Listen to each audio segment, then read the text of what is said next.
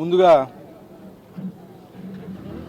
Anantapuram urban నియోజకవర్గ ప్రజలకు, రాష్ట్ర ప్రజలకు, అలాగే మా ముఖ్యమంత్రి నారా చంద్రబాబు నాయుడు గారికి, మా యువ నాయకుడు ఐటీ శాఖ మంత్రులు నారా లోకేష్ గారికి, అలాగే ఉప ముఖ్యమంత్రి పవన్ కళ్యాణ్ గారికి, ప్రధానమంత్రి మోడీ గారికి నూతన సంవత్సర శుభాకాంక్షలు తెలియజేస్తూ, ఈరోజు కొత్త సంవత్సరం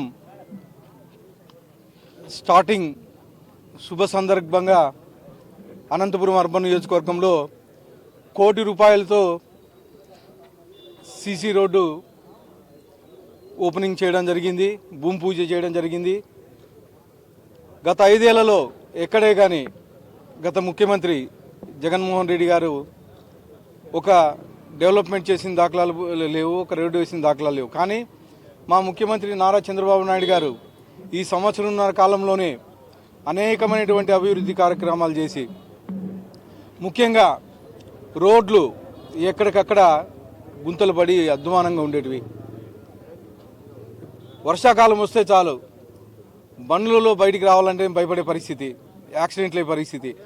అలాంటి పరిస్థితి నుంచి ఈరోజు ఈ సంవత్సరం ఉన్న కాలంలోనే రోడ్లన్నీ బాగు చేసి, అలాగే కొత్త రోడ్లు వేపించేసి, ఈరోజు నేషనల్ హైవే ద్వారా అయితేమి, ఆర్ఎన్బి ద్వారా అయితేమి, పంచాయతీరాజ్ వ్యవస్థ ద్వారా అయితేమి అనేకమైనటువంటి రోడ్లు ఈ సంవత్సరం ఉన్న కాలంలోనే వేపించడం జరిగింది.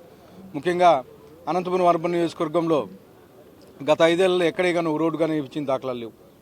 కానీ ఈ సంవత్సరం ఉన్న కాలంలోనే మీరు చూస్తున్నారు, రుద్రంపేట గత 15 ఏళ్ళ నుంచి పెండింగ్ ఉన్నింది. అలాగే 80 ఫీట్ రోడ్డు అనంతపురంకి హైదరాబాద్లో జూబ్లీహిల్స్ లాంటిది కాలనీ, అలాంటి కాలనీలో కనీసం రోడ్లు కానీ లేని పరిస్థితి. కానీ ఈ సంవత్సరం ఉన్న కాలంలోనే 80 ఫీట్ రోడ్డు దాదాపు 4 కోట్లతో కంప్లీట్ చేయడం జరిగింది. అలాగే ఈరోజు ఇది 1 కోటి రూపాయలతో ఈరోజు భూమి పూజ చేయడం జరిగిందని చెప్పేసి తెలియజేసుకున్నాను. ముఖ్యంగా మా ముఖ్యమంత్రి నారా చంద్రబాబు నాయుడు గారు డెవలప్మెంట్ కార్యక్రమంలో భాగంగా ఈ కార్యక్రమాన్ని ఏర్పాటు చేయడం జరిగింది. గత 5 ఏళ్లలో వ్యవస్థలు పూర్తిగా నిర్వీర్యం చేసి 11 లక్షల కోట్ల రూపాయలు అప్పులు చేసి తెలుగుదేశం ప్రభుత్వం అప్పగిస్తే, ఈరోజు సంవత్సరంన్నర కాలంలోనే మా ముఖ్యమంత్రి వర్యులు మొత్తం వ్యవస్థను గాడిలో పెట్టి ఈ అభివృద్ధి కార్యక్రమాలు చేస్తున్నామని చెప్పేసి తెలియజేసుకుంటున్నాను.